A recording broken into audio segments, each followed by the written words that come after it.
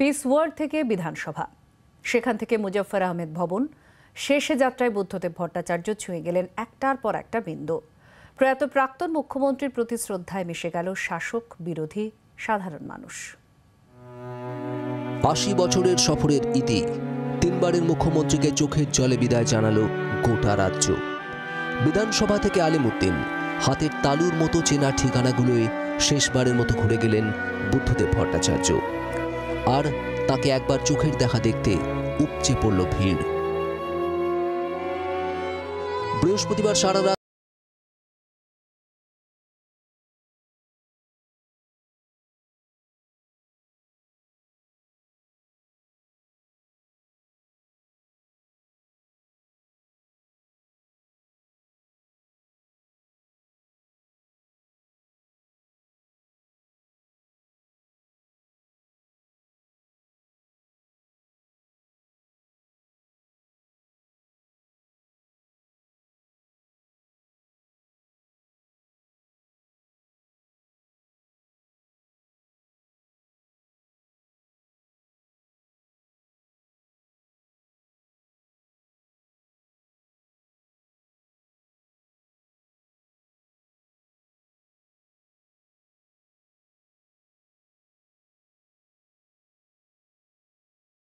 ব্যথিত এবং এই রাজ্যের রাজনীতির জগতে একটি সৎ পরিচ্ছন্ন ইমেজের রাজনীতিবিদ ছিলেন।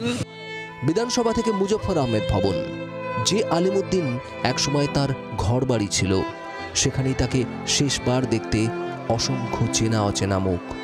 উপস্থিত প্রকাশ কারাট, বৃন্দা কারাট, MA বেবি আর অগণিত সাধারণ মানুষ। কেউ এসেছেন রাতেই সেই আসানসোল থেকে, কেউ আবার তার কথা বলতে গিয়ে চোখের জল সামলাতে পারলেন না। কি বলবো, ওনার মতো মানুষ, খুব আফসোস হয়। শিউরটা হলো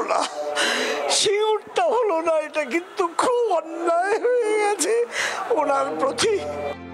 বৃহস্পতিবারই মুখ্যমন্ত্রী মমতা বন্দ্যোপাধ্যায় জানান, রাজ্য সরকার বুদ্ধবাবুকে রাষ্ট্রীয় মর্যাদায় শেষ বিদায় জানাতে চায়, কিন্তু তা গ্রহণ করতে অস্বীকার করে CPIM নেতৃত্ব। কোথাও শোনা হয়নি, কিছু মিডিয়াতে খবর পেয়েছি। 2011 সালের মে মাসে রাজ্য সরকারের সঙ্গে বুদ্ধদেব ভট্টাচার্যের এবং CPIM এর সম্পর্ক চুকে গেছে। সেখানে এখন যদি আগবাড়ি কেউ কিছু বলে, আমাদের কিছু করণীয় নেই।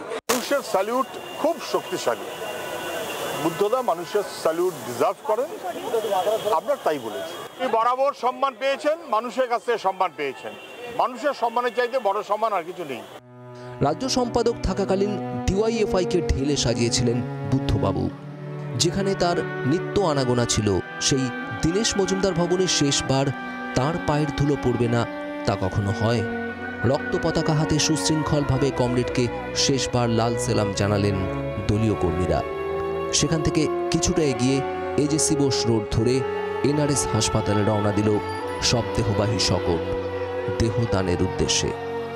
ব্যুরো রিপোর্ট, জি 24 ঘন্টা। বাংলার আওয়াজ, বাঙালির আবেগ, জি 24 ঘন্টা।